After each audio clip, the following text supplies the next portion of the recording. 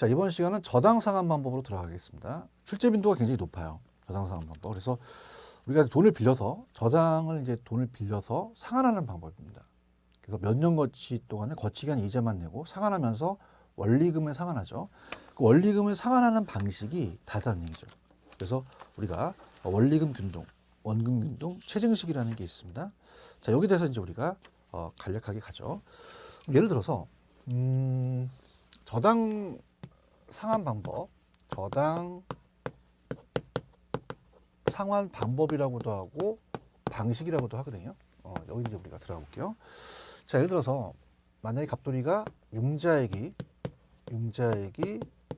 1,000만 원을 빌렸다. 그 다음에 융자 기간이 10년이다. 자, 고정금리를 우리가 보통 가정을 하거든요. 고정금리를 가정했을 때 만약에 고정금리가 연 10%라고 가정을 한번 해볼게요. 자, 그럼 상환하는 방식이 다 다르다는 거죠. 자, 그래서 우리가 어떻습니까? 원금 균등이라는 게 있어요. 원금 균등. 원금 균등은 원금이 균등하잖아요. 그죠? 그래서 원금을 균등하게 갚아나갑니다. 원금을.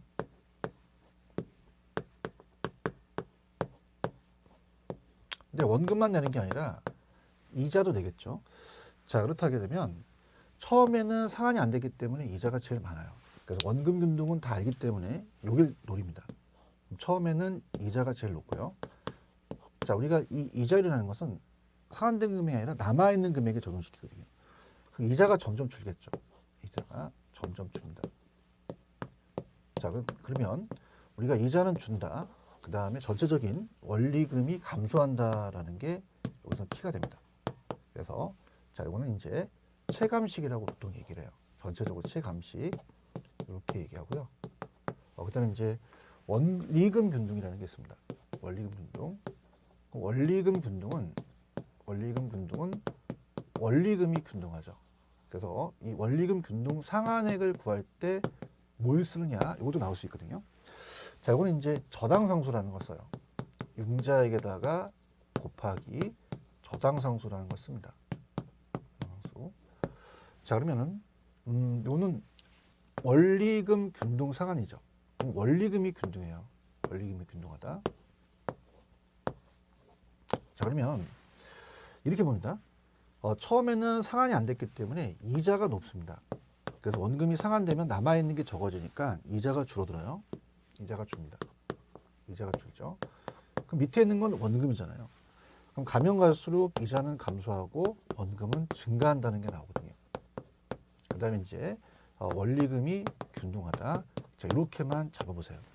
자, 그 다음에 계산은 제가 기본서 가서 해드리고요. 첫 해는 얘는 200만 원 정도 이제 계산이 돼요. 만 원을 뺄게요. 그 다음에 얘는 첫 해에 130만 원. 왜 이제 얘는 원리금이 균등하기 때문에 다 똑같죠. 그래서 첫 해는 얘가 200이기 때문에 가장 많다라는 것만 머릿속에 두세요. 체증식은 젊은 신혼부들은 처음에 소득이 적죠. 체증식 점증식이라고도 하는데 체증식 점증식 상환 방식입니다. 자, 요거는 처음에는 원리금이 이자에도 못 미칩니다. 그래서 60만 원만 내라 그래요. 그러면 첫 해는 우리가 원금을 아예 안 갚아버려요. 그러면 원금에 대해서 갚아야 되는데 우리가 이자도 100만 원을 내야 되는데 60만 원만 냈어요. 그럼 40만 원은 다음에 또 갚으라는 얘기죠. 그러면 어떻습니까? 갚아야 될 금액이 두 번째 해가 1,000만 원이 아니라 1,040만 원으로 잔금을 늘어납니다. 그래서 우리가 이걸 마이너스 부의 상환이라고 하거든요. 소득이 증가할 거 예상되는 젊은 층한테 좋죠. 주택 보유 기간이 너무 또 길면은 채무의 가능성이 커져요. 그래서 주택 보유 기간 좀 짧은 게 좋다. 자, 그렇다면은 세 가지를 한번 비교해 볼게요. 자, 이게 이제 우리가 나중에 계산 문제는 기본서에서 할 테니까 얘가 제일 많이 낸다. 얘다. 초기엔 얘가 제일 적게 낸다. 이렇게 가져가세요. 자, 그러면은 감사합니다.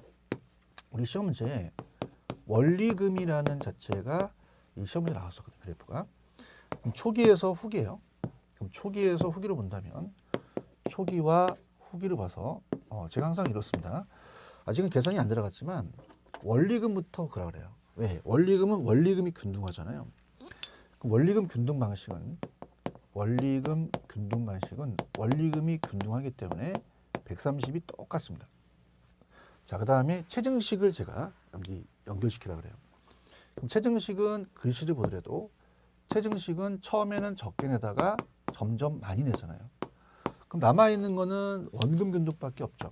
그래서 원금 균등은 원금 균등 상환 방식은 초기에는 제일 많다는 얘기입니다. 얘가 이렇게 되는 거죠. 그래서 초기에 상환하는 원리금에 대한 부담이 원금, 원리금, 체증식이다. 이렇게 이제 보시면 되고, 자, 잔금이라는 그래프가 우리 시험 문제에 나왔긴 했어요. 근데 지금 하기엔 좀 어렵지만 그래도 한번 들어가 볼게요. 잔금은 좀 그래프가 달라집니다. 달라져서 자, 여기 이제 잔금이고요. 문장에 남아 있는 금액이죠. 잔금이고, 자, 초기서부터 후기까지 이렇게 본다면 원금 균등을 한번 볼게요. 원금 균등은 원금이 100만 원씩 똑같이 상환이 돼요. 남아있는 것도 100만 원 상환되면 900, 800 이렇게 되죠. 그래서 이렇게 직선으로 이제 원금은 떨어집니다.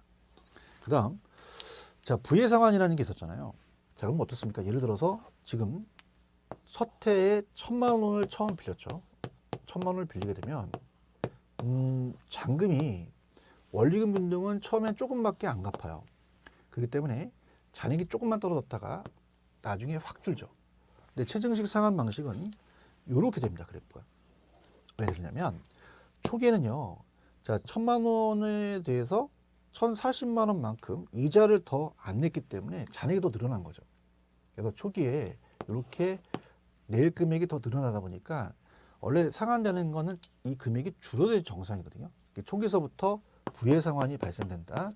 자, 이렇게 이제 우리가 가볍게 보시고요. 자, 그러면 이렇게 보십시오. 중도 상환을 할 때 잔액으로 볼게요. 잔액은 누가 많이 남느냐? 그럼 반대예요. 원금, 원리금, 체증식이랑 나중에 잔액은 체증식이 제일 잔금이 많이 남더라. 나빠야 금액도 많아지겠죠. 자, 그다음에 두 번째는 원리금이더라. 원리금 균등 상환 방식이고요. 자, 세 번째는 원금 균등은 초기에 많이 냈으니 나중에 가서는 낼 잔금이 줄 수밖에 없죠. 그래서 원금 균등이 가장 작더라. 이렇게 갑니다. 자, 그래서 우리 입문 과정에서는 제가 딱딱 해드릴 테니까 그 정리만 좀 가세요. 자, 먼저 원리금 균등 상환 구조에 따른 분류입니다. 원리금 균등 상환이죠. 자, 원리금 균등 상환은 자 보십시오. 원리금이 똑같아요. 저당 지불액이라고 또 하거든요. 그러면 우리가 일단 원리금이 일정하고 대출액에다 저당상수 이용한다. 이렇게만 가지고 가시고요. 자, 원금은 계속 증가를 합니다. 그 다음에 이자는 점차 감소한다. 초기 소득이 낮은 차입자가 보다 적합하죠. 원금보다는 초기에는 좀 적게 내니까 이렇게 보시고요. 자, 그 다음에 원금 균등 같은 경우는요. 자, 생각해 보세요. 전체가 만약에 10년인데 1000만 원에 5년이 상환됐어요. 그럼 5년이면 딱 500이 상환되겠거든요. 자, 근데 얘는 원금을 조금밖에 안 내기 때문에 상환되는 기간이 반은 아니겠죠. 그래서 얘는 시점이 3분의 1가 지나야 원금의 2분의 1이 상환된다. 이렇게 가져가시고요. 자, 원금 균등입니다. 자, 원금 균등은 자, 이거는 원리금이 초기에 많고 후기로 갈수록 감소하죠. 그래서 원금이라는 것은 1000만 원에서 10년 후 나누게 되면은 어떻게 돼요? 100만 원이 원금이 나오고요. 자, 이자는 이제 100만 원씩 상환되다 보니까 900, 800, 700 이렇게 남아요. 그럼 정기말 저당 잔금에다가 이자를 곱하니 당연히 이자도 줄겠죠. 자, 얘는요. 전체 1000만 원에서 딱 5년이 되면 500만 원이 상환이 되니 2분의 1 시점에서 원금의 2분의 1 상환된다는 거 충분히 이해하실 거고요. 자, 체증식은요. 상환액이 시간에 따라서 증가합니다. 커지는 거죠.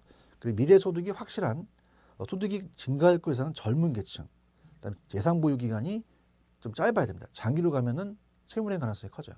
단기인 사람한테 차입자한테 유리하다. 그럼 차입자의 소득 증가와 상환액 증가에 미치지 못할 경우 시간이 지날수록 또 채무불이행 위험도 커질 수 있죠. 그 다음에 초기서부터 상환한 금액이 더 많아지는 것을 마이너스 상환이라고 그래요. 부의 상환이 초기서부터 발생할 수가 있죠. 자, 그러면 우리 원리금과 원금에 대한 비교로 가도록 하겠습니다.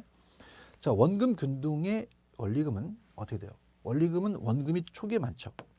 원리금 상환 방식의 원리금보다 높죠. 그러나 일정 시간이 지나면 오히려 원리금의 저당 지분액은 높게 됩니다. 반대로 가죠. 그 다음에 저당 잔금액은 잔액이에요. 원리금이 원금보다 기간 말까지 높겠죠. 고요. 그 다음에 원리금 균등은 원금보다 차입자의 총 납부의 크기가 더 큽니다. 자, 왜냐면 세정식이 가장 많이 난다면 얘가 납부할 이자도 높고 총 누조액도 커요. 그 원리금이 원금보다 더 크겠죠. 그 얘기를 한 거고요. 그다음 저당 대출자가 은행입니다. 은행 볼 때 원리금은 원금에 비해 원금 회수 위험이 높다. 자, 우리가 원금 균등은 차입자 입장에서는 원리금에 대한 부담이 커지나 은행 입장에서는 안전하거든요.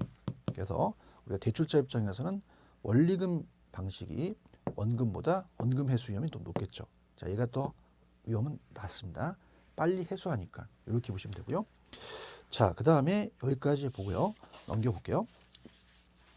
자, 넘기시면은 자, 다음은 이제 우리 39페이지로 가도록 하겠습니다. 자, 39페이지 가시면은 저당 채권에 대한 유동화라는 게 있어요. 자, 이게 이제 우리가 이제 이 시장이 1차 시장과 2차 시장으로 나열되거든요. 그래서 저당의 유동화는 이 채권을 유동화시키는 거예요. 유동화시켜서 그 중개 역할을 한국주택금융공사가 합니다. 자, 그래서 이제 이 자체적으로 보금자리론을 좀 공급해서 무주택 서민들한테 주택을 더 우리가 어떻습니까? 마련할 수 있게끔 만들어지는 제도가 MBS의 제도거든요. 그럼 제목은 저당 채권의 유동화라는 게 나왔어요. 자, 그러면 요거는 나중에 우리가 기본서가 나오면 전체적인 그 흐름의 기본 구조가 나오거든요. 그래서 이제 보시고요. 자, 지금 저당 상환 방식은 여기 세 가지 방식이 있다는 것만 좀 가져가시기 바랍니다. 가져가시고 계산에 대한 거는 제가 여기 이제 원금과 원리금 균등이 계산 문제가 나와요. 그래서 오늘 제가 기본서 해드리고 그다음에 나중에 또 편법으로 또 우리가 빨리 풀 수 있는 방법을 또 얘기하도록 하겠습니다. 자, 그러면 이제 이 챕터를 바꿔서요. 저당 상환 방법까지 갔으면 이제 문제 우리가 저당의 유동화 제도로 가도록 하죠. 자, 처음이니까 우리 천천히 가볼게요. 주택 저당 채권의 유동화 제도라는 겁니다. 자, 이건 뭐냐면 자, 이렇게 볼게요. 우리 이제 보금자리론이라고 아마 들어보셨습니까? 무주택 서민들을 위해서 집값의 70%까지 빌려주거든요. 보금자리론. 자, 그럼 우리가 장기입니다. 10년, 15년, 20년, 30년 상환이고 보통 이게 고정금리로서 무주택 서민들을 갖고 가는 거죠. 그래서 주택을 담보로 가요. 그럼 시장이 저당 시장의 구조가 1차 시장과 2차가 있습니다. 자, 그러면 차입자가 있어요. 저당 대부의 수요자죠. 저당 대출의 주택 수요자입니다.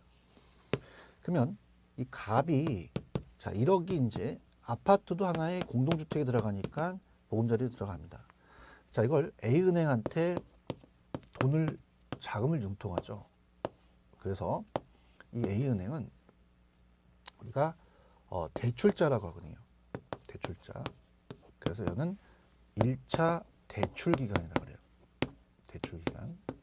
자, 그러면서 자금을 대출해 주죠. 저당을 잡고 자금을 대출해 주게 되면 여기다가 채권을 넘깁니다. 자, 주택 저당을 잡아서 채권이라는 게 있어요. 자, 이게 뭐냐? 주택 저당에 설정을 해서 이 채권이 차용증이거든요. 이걸 발행한 다음에 자금을 조달하는 거죠. 그러니까 쉽게 말하면 금융기관으로부터 돈을 빌리게 되는 거예요. 부채금융이죠. 그럼 우리 네 글자로 주택 저당 채권을 넘깁니다.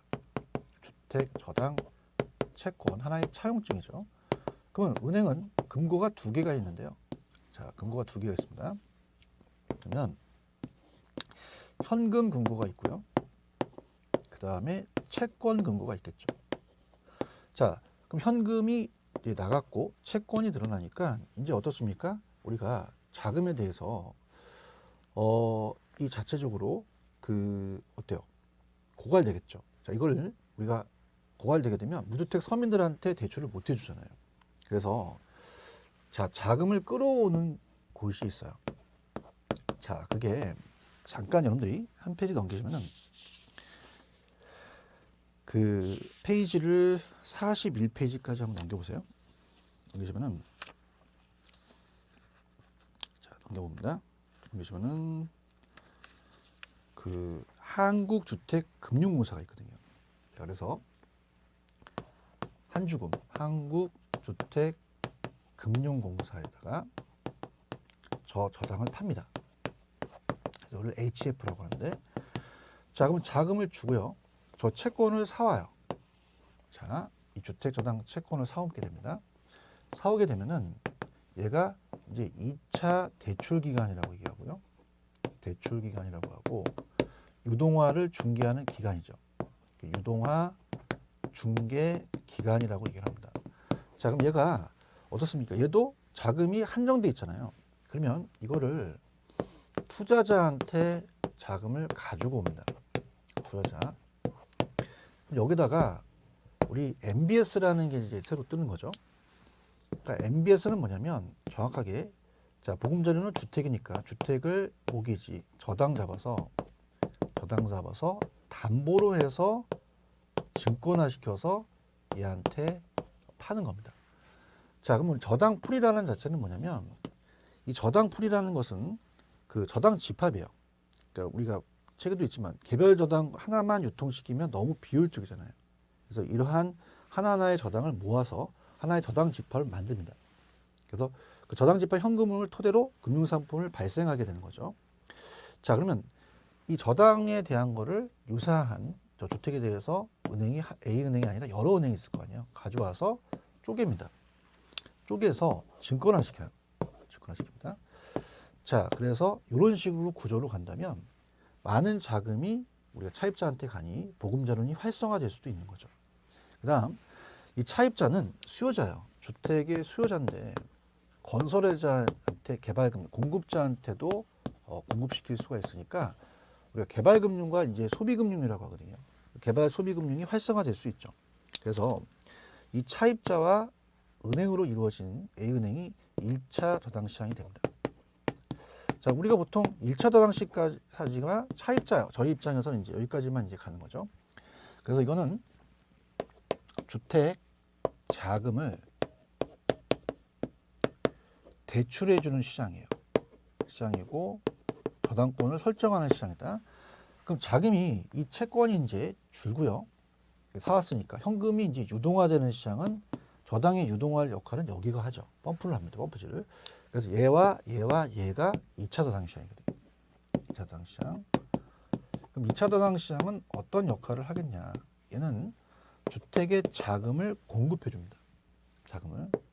주택 자금을 공급하는 공급 시장이다. 이렇게 얘기를 해요. 그래서 유동화의 역할을 한다는 거죠. 자, 그다음에 이제 이 투자자 입장은요. 저당 자, 돈을 빌려준 거죠. 그래서 타인 자본 조달이에요. 얘도 하나의 채권을 얘를 넘긴 거죠. 그래서 얘도 채권화 시켜서 아니면 사채를 발행해서 간다는 거죠.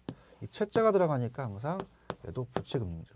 타인 자본을 조달하니까 그래서 이걸 부채증권이라고도 얘기를 합니다. 자, 그럼 여기까지 한번 가볼까요? 자, 그러면 우리가 천천히 한번 들어가 보도록 하죠. 자, 37페이지 우리가 그 내용을 이제 본다면 그 천천히 갈게요. 39페이지 저당 채권의 유동화제도 기본 개념입니다.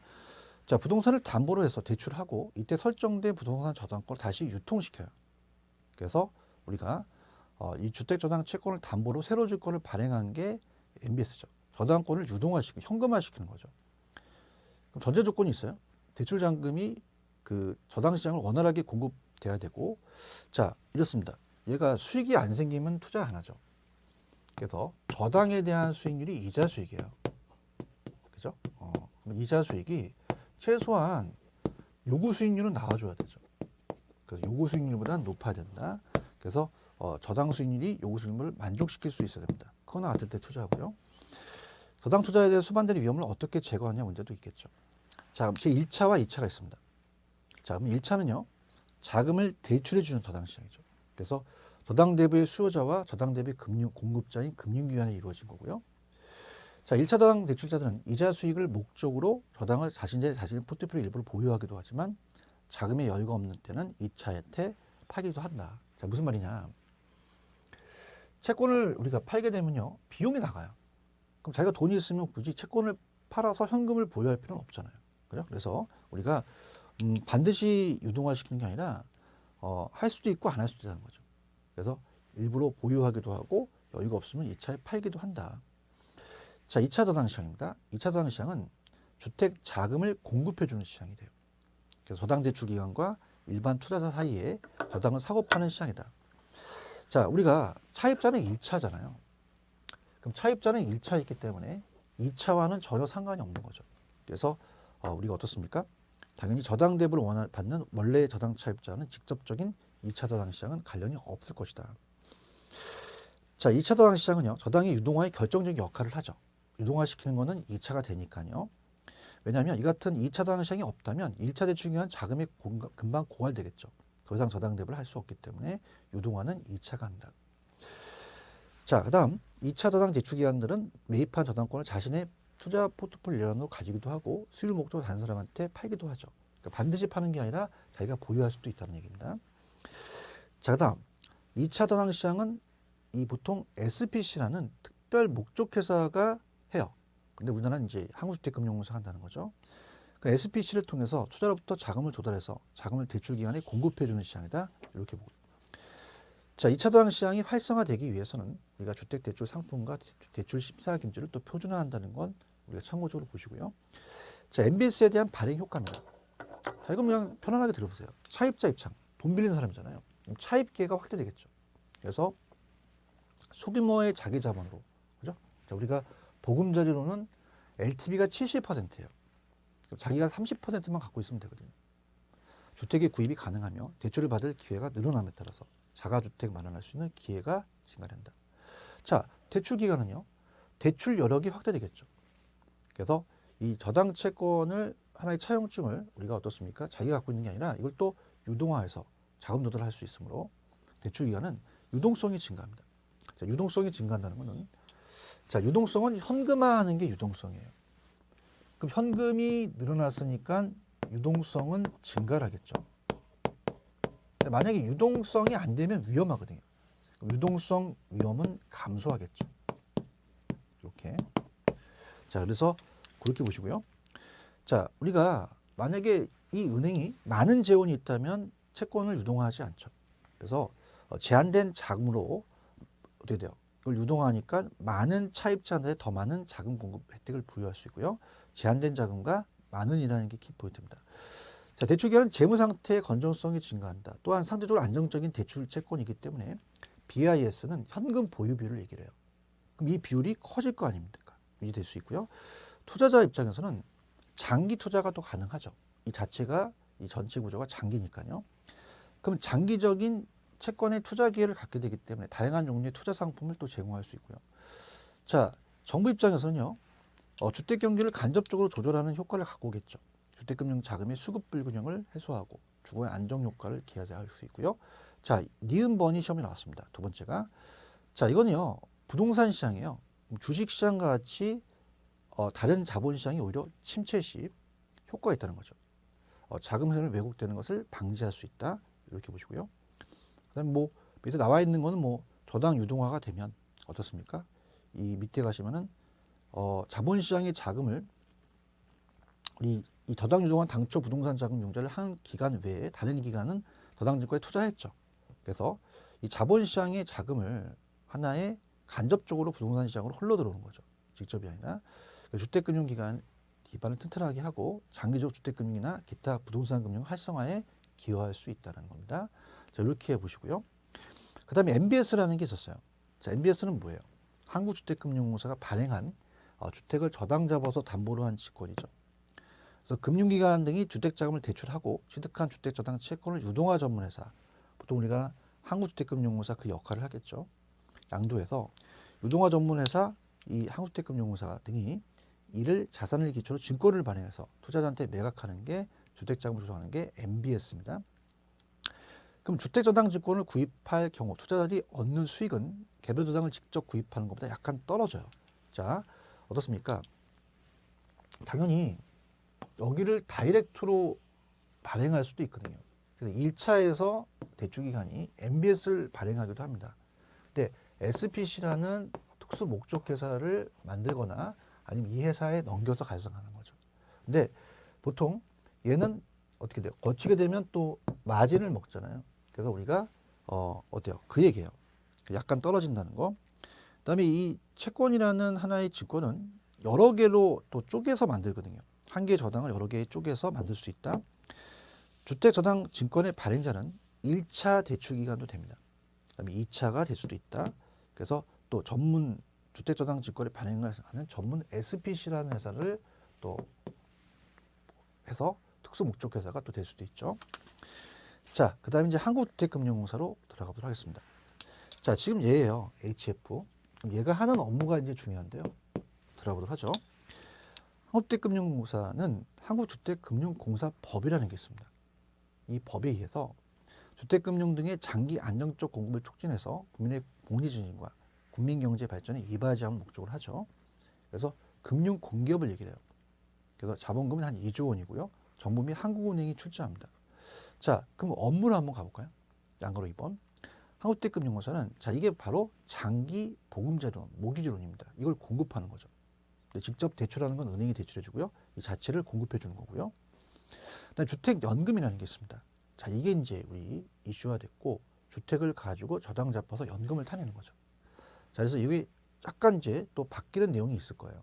그래서 그거에 대해서는 제가 영모기지 제도에 대해서는 다음 시간에 정확하게 어떤 건지 또 어떤 게 바뀔 것인지 뭐 이런 거에 대해서 말씀을 드리도록 하고요.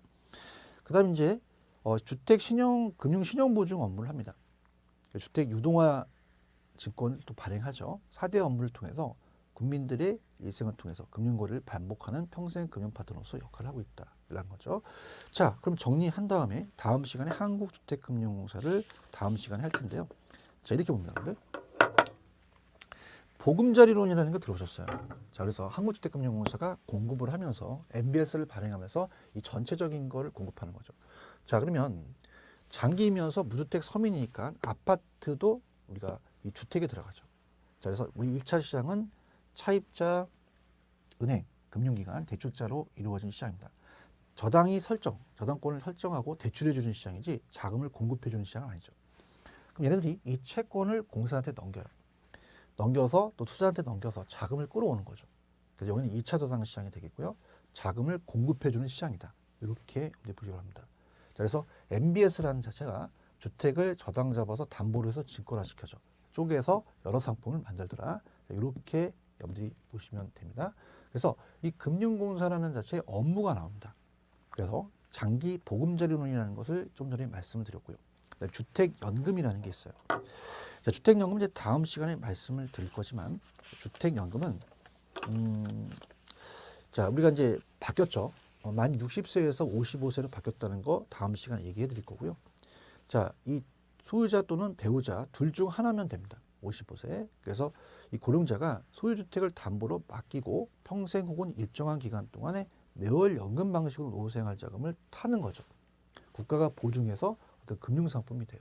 그래서 이 영모기지라는 것은 모기지의 반대라는 거죠. 모기지가 보금자리론이거든요. 자, 이거는 뭐냐면 집을 사기 위해서 은행으로부터 돈을 빌려서 계속 갚아나갑니다.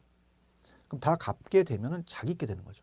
근데 이거는 집을 사기 위한 것이 아니라 집이 있는데 자, 이거를 노후 생활 자금을 필요해서 은행으로 담보를 잡고 우리가 연금을 타면서 나중에 이제 은행이 종신 사망할 때 이걸 처분해서 자, 어떻습니까? 지금까지 연금을 타낸 금액이 좀 더 많다. 그러면 그렇다 해도 우리가 이 상속인한테 청구할 수 없거든요. 그죠? 그래서 부족분에 청구할 수 없고 우리가 더 이 초과하더라도 우리가 어떻습니까? 청구를 안 된다. 이것이고요. 혹시라도 연금을 탄 금액이 주택보다 좀 부족해요. 그 부족분에 대해서 또 상속인한테 또 돌려주거든요. 뭐 이런 것들은 제가 기본서에 해드릴 거고요. 다음 시간은 자, 내용이 안 나왔기 때문에 한국주택금융공사의 주택연금 제도에 대한 영모기지를 한번 설명해 보도록 하겠습니다. 그래서 이것도 이제 공사가 직접 연금을 주지는 않습니다. 연금을 주는 건 은행이거든요. 그래서 얘네들이 보증서를 끊어줘요. 그래서 그러한 프로를 우리가 한번 제가 그려보고 여기에 대해서 한번 나가보도록 하겠습니다. 자, 이렇게 하고 우리 다음 시간에 한국주택금융공사의 주택연금제도, 영목이 제도 들어가고요. 조금만 쉬었다가 가시겠습니다.